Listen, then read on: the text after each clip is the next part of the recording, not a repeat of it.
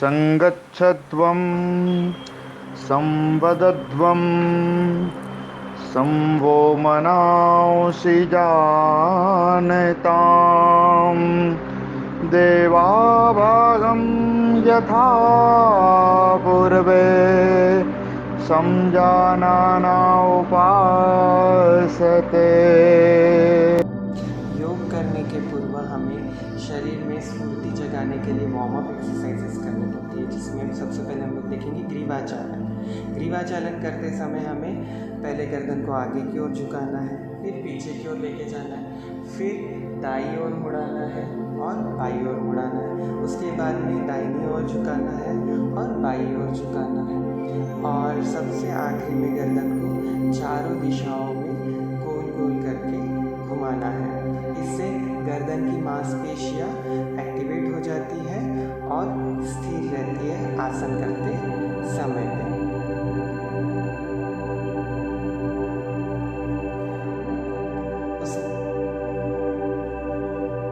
इसके बाद में हम लोग देखेंगे स्कंदचालन। हाथ को सीधा ऊपर उठा के सीधा करके फिर उसके बाद में मोड़कर कंधे को गोल गोल करके घुमाना है, जिससे कंधे की सारी मांसपेशियां एक्टिवेट हो जाती हैं और स्थिर रहती हैं। अब हम लोग देखेंगे कटी चालन।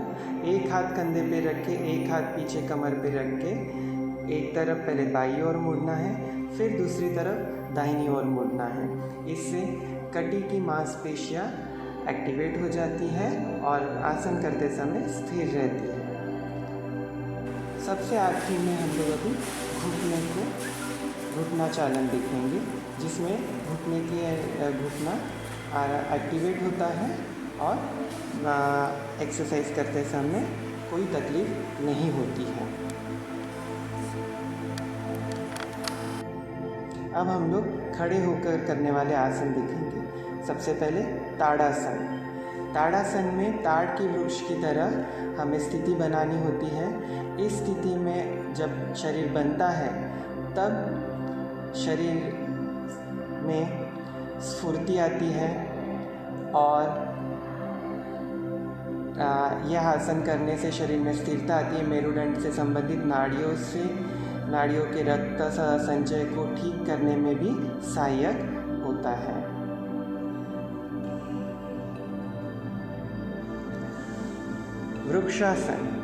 वृक्षासन करने से तंत्रिका से संबंधित स्नायुओं से समन्वय और शरीर को संतुलित बनाने में सहनशीलता, जागरूकता एवं एकाग्रता बढ़ाने में सहायक होता है।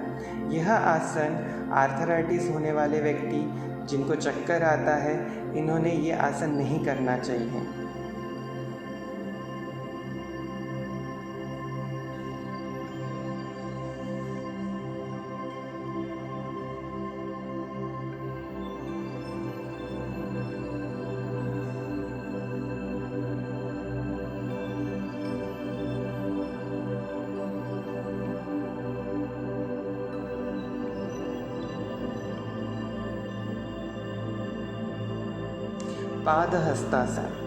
पादहस्तासन करते समय जनरली ये सावधानियां रखनी चाहिए कि जिनको हृदय रोग हो, जिनको डिस्क के संबंधित विकार हो, उदर शोथ हो, हर्निया हो, अल्सर हो, मायोपिया हो, चक्कर आता हो, ग्लूकोमा हो तथा गर्भावस्था में इस आसन को नहीं करना है। इस आसन से पीठ की और रीढ़ की हड्डियां स्थिर होती हैं।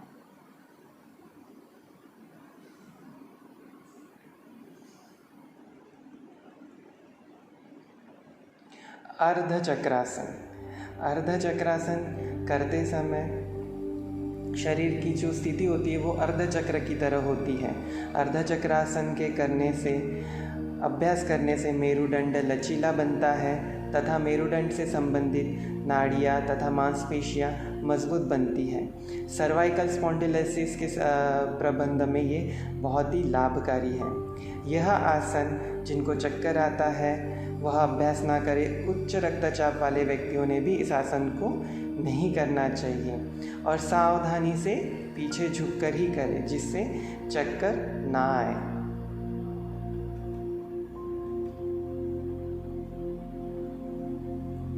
त्रिकोणासन। त्रिकोणासन करने से मेरुदंड लचीला बनता है, पिंडली, जांघों और कटिक भाग की मांसपेशियों को मजबूत बनाता है तथा फेफड़े की कार्यक्षमता को बढ़ाता है। यह आसन जिनको स्लिप डिस्क है, साइटिका है, उदर रोग है, सर्जरी हो गई है, उन्होंने नहीं करना चाहिए। और जिनको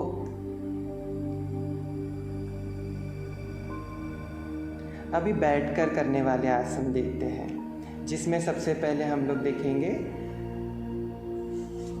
भद्रासन। भद्रासन का अभ्यास शरीर को दृढ़ रखता है और मस्तिष्क को स्थिरता प्रदान करता है। गर्भावस्था में लाभकारी है तथा महिलाओं को मासिक धर्म के समय अक्सर होने वाले पेट दर्द से मुक्ति दिलाता है। पुराने और अत्यधिक पीड़ा देने वाले आर्थराइटिस, साइटिका से ग्रसित व्यक्तियों ने इस आसन को नहीं करना चाहिए, जिससे उनके होने वाली परेशानियां और ज़्यादा बढ़ सकती है।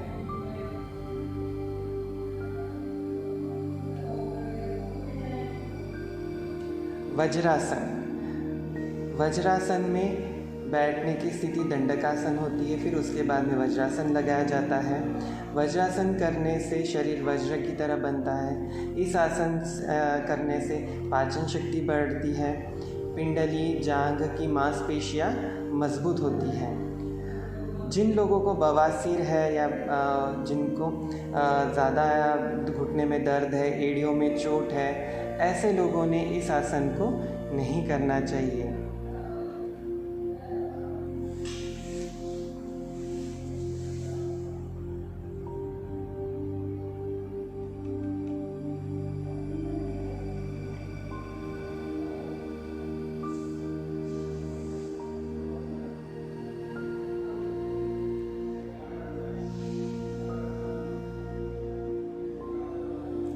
अर्ध उष्ट्रासन। अर्ध उष्ट्रासन में करने से पीठ और गर्दन की मांसपेशियां मजबूत होती है, कब्ज, पीठ दर्द से मुक्ति मिलती है, सिर एवं हृदय में रक्त संचार बढ़ता है।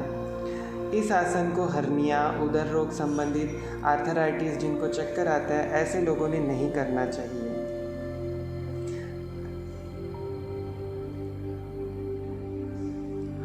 उष्ट्रासन, जिसमें पूरे शरीर की स्थिति उष्ट्र की तमाम ऊंट की तरह हो जाती है, इसे उष्ट्रासन कहते हैं। उष्ट्रासन करने से दृष्टि दोष में अत्यंत लाभकारी होता है, पीठ और गले के दर्द में आराम देता है, उदर और नितंब की चर्बी को कम करता है तथा पाचन शक्ति या हृदय संबंधित, श्वसन संबंधित जो रोग होते हैं उनको कम करता है, उनमें ये लाभकारी होता है। यह आसन हृदय रोगी, हर्निया के मरीजों ने नहीं करना चाहिए। जिन व्यक्तियों को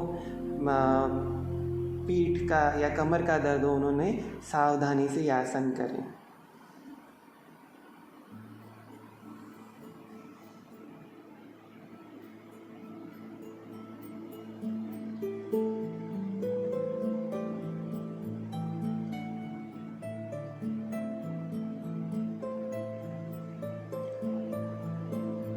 शशंकासन। शशंकासन करने से तनाव, चिंता ये दूर होती है तथा काम को बढ़ाने की शक्ति बढ़ती है, जननांगों में कसावट लाता है, कब्ज से मुक्ति दिलाता है, पाचन क्रिया संबंधित व्याधि, पीठ दर्द से छुटकारा देता है। अधिक पीठ दर्द वाले व्यक्तियों को इस आसन का अभ्यास नहीं करना है। घुटनों से संबंधित आर्थराइटिस से पीड़ित व्यक्तियों को वज्रासन में वज्रासन से बचना चाहिए। ऐसे व्यक्तियों ने यह आसन ना करें।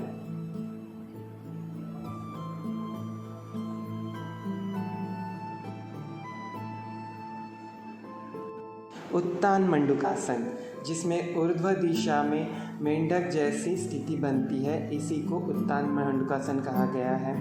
उत्तान मंडूकासन करने से पीठ दर्द और ग्रीवा में होने वाली तकलीफ़ों से छुटकारा मिलता है तथा यह आसन शरीर के उदरीय गति हेतु लाभदायक है। यह फेफड़े की कार्यक्षमता में वृद्धि करता है तथा रक्त संचार को दृढ़ करता है और हाथों की मांसपेशियों को बल प्रदान करता है।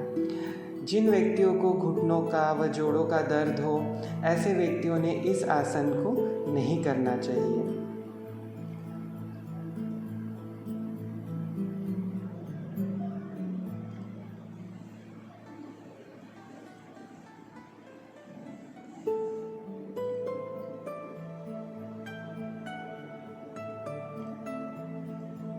मरीचासन या वक्रासन।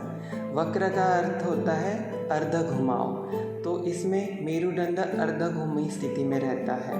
इस आसन को करने से मेरुदंड की अस्थियों में लचीलापन बढ़ता है, पैंक्रियाज की कार्यक्षमता को बढ़ाता है, मधुमेह में यह बल प्रदान करता है और मधुमेह को कम करने में मदद करता है। इस आसन को अधिक पीठ दर्द वाले व्यक्तियों ने या फिर जिनको स्लिप डिस्क है उन्होंने नहीं करना चाहिए। अभी हम लोग देखते हैं सोकर करने वाले आसन। मकरासन। मकरासन में शरीर की स्थिति मगर या घड़ियाल की तरह हो जाती है, इसीलिए इसे मकरासन कहा गया है। मकरासन करने से पूरे शरीर को शिथिलता प्राप्त होती है तथा पीठ संबंधी समस्याएं दूर होती है। तनाव व चिंता से संबंधित समस्या नियंत्रण में आ जाती है। गर्भावस्था में तथा कंधों की जकड़न में यह आसन नहीं करना चाहिए।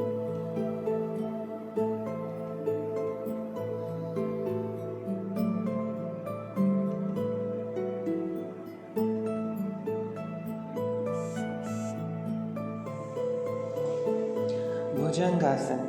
भुजंग का अर्थ होता है सांप या अथवा नाग। इस आसन में शरीर की आकृति सांप के फन की तरह ऊपर उठती है, जिसके कारण इस आसन को भुजंगासन कहा गया। इस आसन को करने से मेरुदंड लचीला होता है तथा उदर की मांसपेशियां बल मिलता है और उदर के ऊपर रहे गए मेद धातु का क्षय होता है तथा उदर में होने वाले सारे ऑर्गन्स को बल प्राप्त होता है तथा वह ऑर्गन्स दृढ़ हो जाते हैं।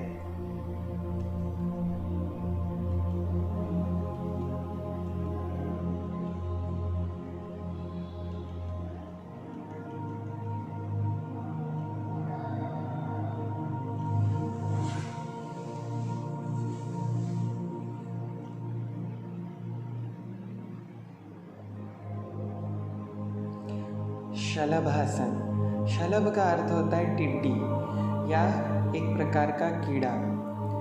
इस आसन में पैर ऊपर करके शलभ की तरह पोस्चर होता है, इसीलिए इसे शलभासन कहा गया है। इस आसन को करने से साइटिका एवं पीठ के निचले हिस्से की पीड़ा निवारण में सहायता प्रदान करता है। जांघों और नितंबों पर एकत्रित अतिरिक्त वसा को कम करता है। शरीर के वजन को नियंत्रित बनाए रखने में यह आसन उपयोगी है। उदर के अंगों में लाभ पहुंचाता है, पाचन में सहायता करता है, फेफड़ों की कार्यक्षमता को बढ़ाता है। पीठ के निचले हिस्से में अधिक दर्द होने वाले लोगों ने इसे सावधानीपूर्वक करना चाहिए। उच्च रक्तचाप, पेप्टिक अल्सर तथा हर्निया से पीड़ित व्यक्तियों ने इस आसन को नहीं करना चाहिए।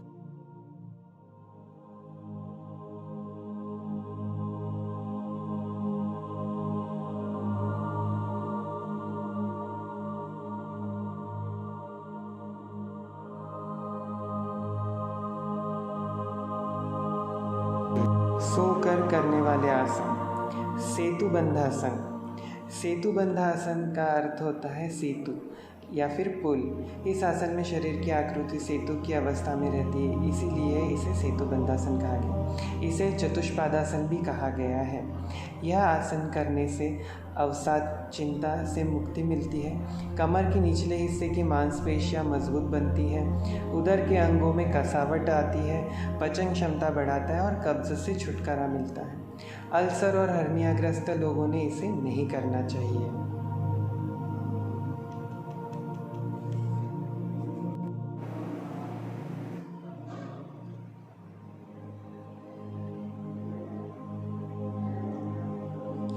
उत्तान पादासन। उत्तान का अर्थ होता है ऊपर को उठा हुआ, ऊर्ध्व दिशा में। इसमें पाद ऊपर की ओर उठे हुए रहते हैं, इसीलिए इसे उत्तान पादासन कहा गया है।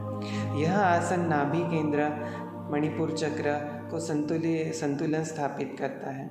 यह उदर की पीड़ा, वायु, अपचन, अतिसार इनको दूर करता है। उदर की मांसपेशियों को मजबूती प्रदान करता है। यह आसन अवसाद और चिंताओं में दूर करता है। गहरा तनाव और कमर दर्द के व्यक्तियों ने इसे नहीं करना चाहिए। श्वास रोग। पवन मुक्तासन।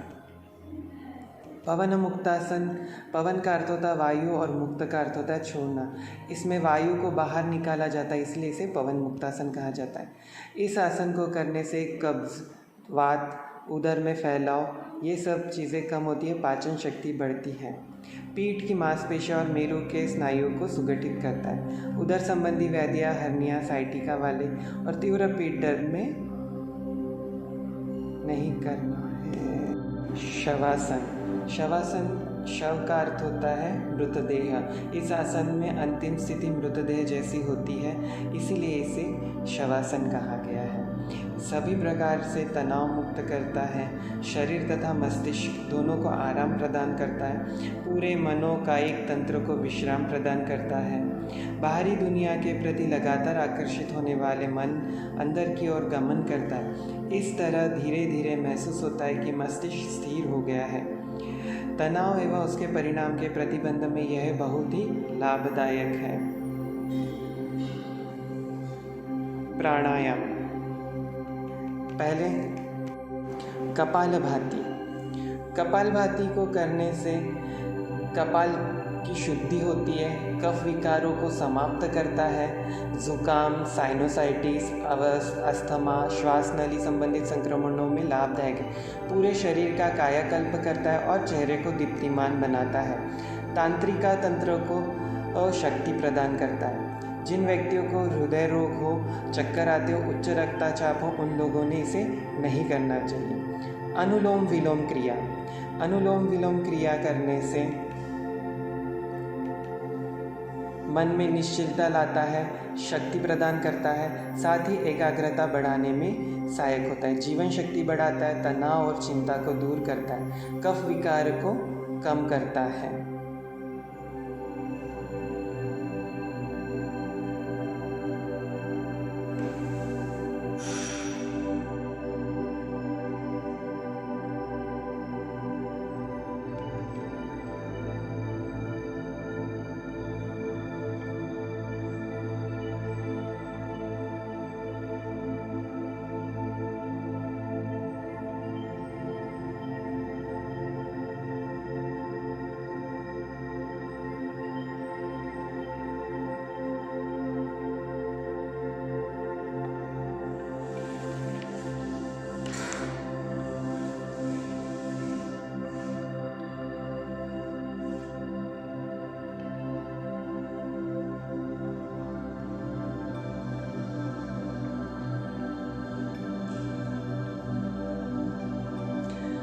शीतली प्राणायाम। शीतली प्राणायाम रक्त को शुद्ध करता है, शरीर और मन को शीतलता प्रदान करता है। उच्च रक्तचाप वाले व्यक्तियों के लिए विशेषकर से लाभप्रद है। भूख और प्यास का शमन करता है, अपचन से मुक्ति देता है, कफ एवं पित्त विकारों को दूर करता है।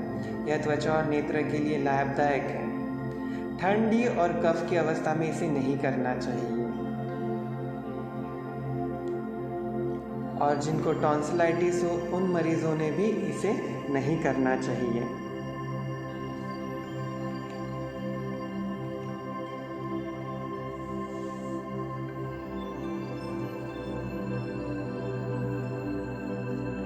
भ्रामरी प्राणायाम। भ्रामरी प्राणायाम करते समय भंवर की तरह आवाज़ आती है, इसीलिए इसे भ्रामरी प्राणायाम कहा गया है।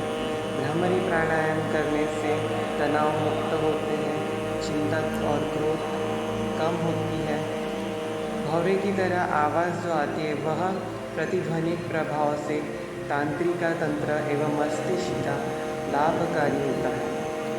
यह महत्वपूर्ण शांतिकारक अभ्यास है जो तनाव संबंधी विकारों को दूर करने में लाभकारी है, एकाग्रता और ध्यान में उपयोगी है और शरीर में स्थिरता प्रदान करता है।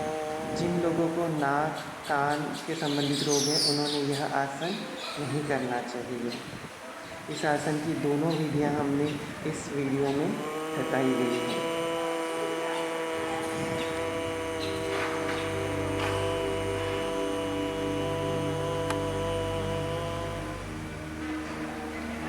धन्यवाद। तो आइए इस योगा दिन पर, अंतर्राष्ट्रीय योगा दिन पर हम लोग सभी एकत्रित होकर योग करते हैं और हमारे आजू बाजू के वातावरण को आनंदित, सुखमय और दृढ़ और स्वस्थ करते हैं। यही हम लोग करेंगे। और आपको अगर ये वीडियो अच्छा लगे तो हमारे चैनल को सब्सक्राइब करें, लाइक करें और इस वीडियो को शेयर करें। धन्यवाद। ॐ सर्वे भवन्तु सुखिनः, सर्वे सन्तु निरामयाः, सर्वे भद्राणि पश्यन्तु, मा कश्चित् दुःखभाग् भवेत्। ॐ शान्तिः शान्तिः शान्तिः।